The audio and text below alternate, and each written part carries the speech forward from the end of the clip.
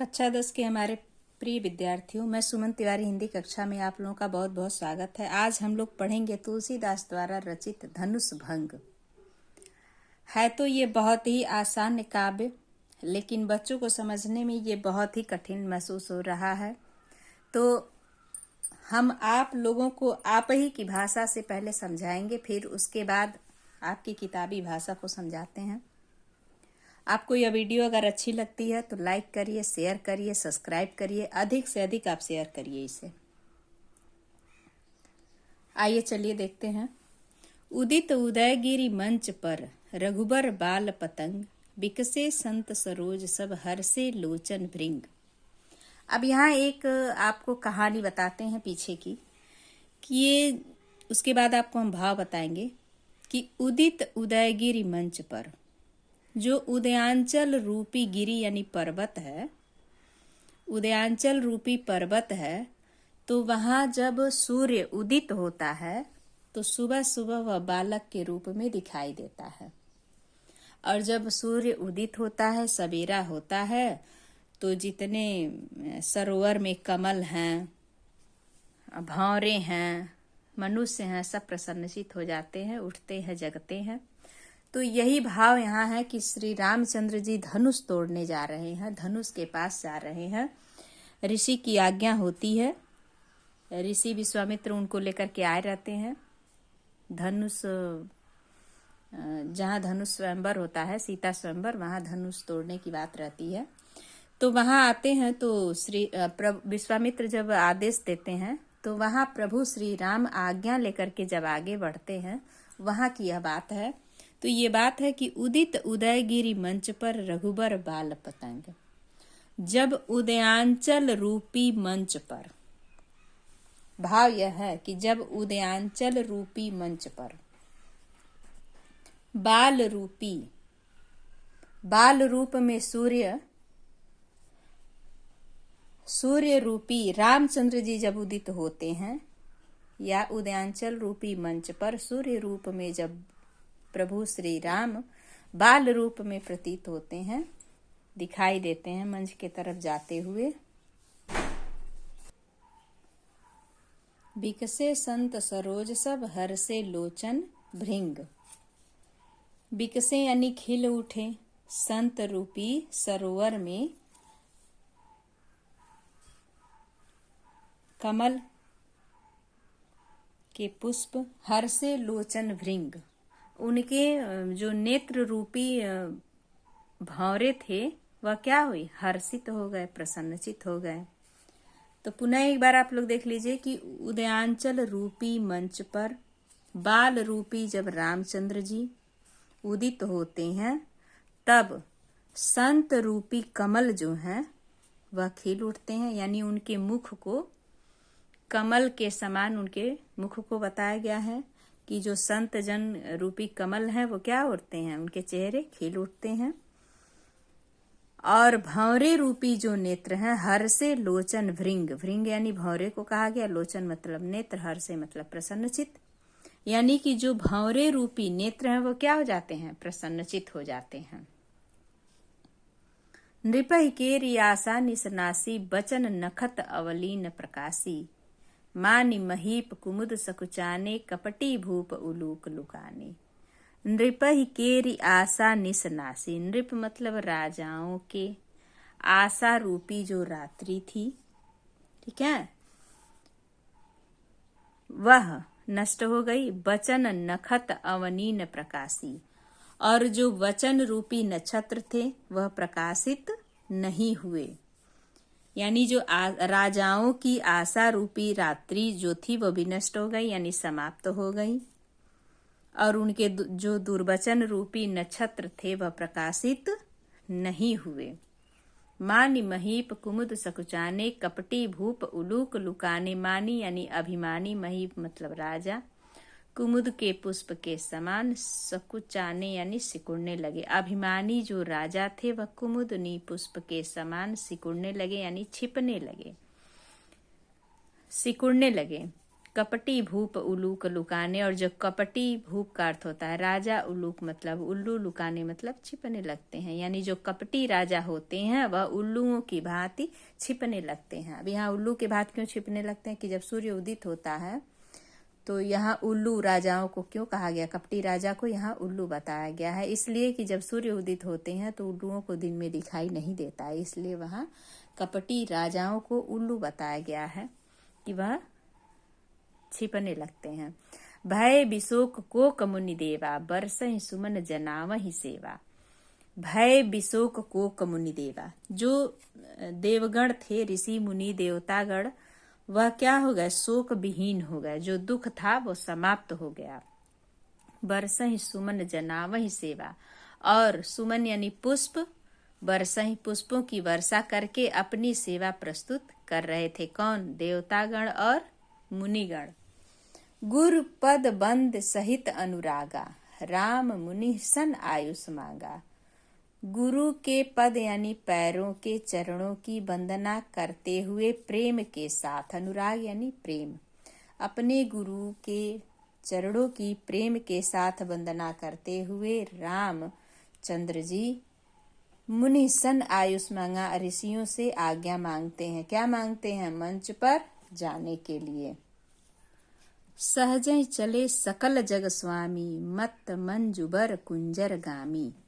आज्ञा मांगते हैं और सहज रूप में बड़े ही आराम से चलते हैं, और प्रभु सकल जग के स्वामी यानी समस्त वह जग के संसार के स्वामी हैं। मत मंजबर कुंजर गामी, और वह ऐसे चलते हैं कि जैसे मस्त मत वाले गजराज यानी हाथी की गति के समान, जैसे मस्त हाथी चलती है उसके समान वह प्रभु श्री राम चल रहे हैं। चलत राम सब पुर नर नारी, पुलक पुर तन भय सुखारी। चलत राम सब पुर नर नारी, रामचंद्र जी जब चल रहे हैं तब सभी पुर यानी जनकपुर के नर और नारी, पुलक यानी प्रसन्नचित्त होकर के, पूरी तन भय सुखारी, उनके तन जो थे वह अत्यंत सुख की अनुभूति कर रहे हैं। प्रभु श्री राम को जाते हुए देख करके उनके तन पुलक हो रहे हैं यानी प्रसन्नचित्त हो रहे हैं और सुख की अनुभूति कर रहे हैं। बंदी पितर सुर सुकृत सम्हारे, जो कुछ पुण्य प्रताप हमारे, और कह रहे हैं, वंदना कर रहे हैं पितर यानी अपने पितर से, अपने पितरों से, सुर यानी देवताओं से, सुकृत जो हमने अच्छा कृत यानी अच्छे कार्य किए हैं, वह सब जो कुछ पुण्य प्रताप हमारे, कह रहे हैं कि जो कुछ भी मैंने वंदना करते हुए अपने पितरों से, देवताओं से कहते हैं कि मैंने जो कुछ भी अब तक पुण्य प्रताप किया है वो पुण्य का प्रभाव मुझे आज प्राप्त हो। और क्या प्राप्त हो, तब शिव धनु मृणाल किनाई, वह पुण्य मुझे आज प्राप्त हो। और तो क्या प्राप्त हो कि वह शिव का धनुष जो है, मृणाल यानी कमल की जो दंडी ऐसे होती है ना जिसपे कमल का पुष्प खिलता है, वही मृणाल यानी नाल उसको कहते हैं, कमल नाल की दंडी के समान हल्की हो जाए, अत्यंत वह हल्का होता है। तो रहु राम गणेश गोसाई, और रामचंद्र जी उस धनुष को तोड़ दें, हे गणेश गोसाई। वह वहां के नगर जनकपुर के नर और नारी ऐसा अपने मन में विचार ला रहे हैं कि हे प्रभु, अगर हे देवता, हे ईश्वर, हे हमारे पूर्वज, अगर मैंने कोई पुण्य का कार्य किया हो तो वह पुण्य मुझे आज प्राप्त हो। और प्राप्त हो तो क्या हो, धनुष एकदम कमल के नाल के दंडी के समान हल्की हो जाए, प्रभु श्री रामचंद्र जी तोड़ लें, हे गणेश गोसाई। ऐसा हम लोग प्रार्थना कर रहे हैं, ऐसी हम लोग विनती कर रहे हैं। तो आप लोगों को मुझे लग रहा है कि कहीं भी इस लाइन में दिक्कत नहीं होगी, अगर होगी तो कमेंट करिएगा, पुनः यह वीडियो देखेंगे। चलिए अगला देखते हैं। राम ही प्रेम समेत लख सखिन समीप बुलाई, सीता मातु स्नेह बस बचन कहीं बिलखाई। राम को प्रेम के समेत यानी साथ, लख मतलब देख करके, सखिन यानी सखी को, समीप यानी पास में बुलाई, सीता मातु स्नेह बस। अब यहाँ कौन बुला रहा है, राम को बड़े ही प्रेम के साथ देखती हैं सीता की माँ, पहले ही आपको बता रहे हैं। यह इस दोहे में बताया गया कि सीता की माँ जो है वह राम को बड़े ही प्रेम के साथ देखती हैं और एक सखी को ऐसे इशारे करके बुलाती हैं, समीप यानी पास बुलाती हैं। सीता मातु स्नेह बस बचन कहीं बिलखाई। सीता की माँ स्नेह यानी प्रेम बस अपने वचन को बड़ी ही व्याकुलता से कहती हैं। ठीक है, क्या कहती हैं कि सखी सब कौतुक देखन हारे, जीव कहावत ही तू हमारे। हे सखी, यह सब कौतूहल से बैठे हुए जो हैं वह सब क्या हैं, तमाशा देखने के लिए बैठे हुए हैं। सखी सब कौतुक देखन हारे। हे सखी, यहाँ सब यह तमाशा देखने के लिए बैठे हैं। जो कौतूहल से जितने लोग बैठे हुए हैं वह क्या है, ये सब हितैषी हमारे कहे जाने वाले हैं, लेकिन हमारे ये सब हितैषी नहीं है। सखी सब कौतुक देख निहारे, जीव कहावत ही तू हमारे। बड़े ही प्रसन्नता से यहाँ सभा में बैठे हुए सभी लोग देखने के लिए बैठे हैं धनुष को, लेकिन वो सब हमारे हितैषी कहे जाने वाले हैं। को न बुझाहि कहीं गुरु पाही। गुरु पाही यानी गुरु विश्वामित्र की बात यहाँ हो रही है कि किसी को कुछ समझ में नहीं आ रहा है। क्यों नहीं गुरु विश्वामित्र से कोई कह रहा है ये बालक असि हठ बल नाही, ये बालक इतने हठी तो नहीं होंगे कि विश्वामित्र गुरु इन्हें रोकेंगे तो ये बालक रुकेंगे नहीं। आगे देखिए, रावण बाण छुआ नहीं चापा, हारे सकल भूप करिदापा। रावण बाण यानी बाणासुर, छुआ नहीं चापा, धनुष को कहा गया चापा। जब रावण और बाणासुर जैसे दिग्गज राजा छुए तक नहीं धनुष को, हारे सकल भूप करिदापा, और इतने राजा आए हुए थे सभी हार गए। इतने बलवान विशाल राजा थे, विशाल बाहुओं वाले राजा थे, वो सभी हार कर चले गए। तो फिर क्यों नहीं कोई गुरु विश्वामित्र से कह रहा है कि इन्हें रोक लें, इस बालक को, ये बालक इतनी हठी तो नहीं है।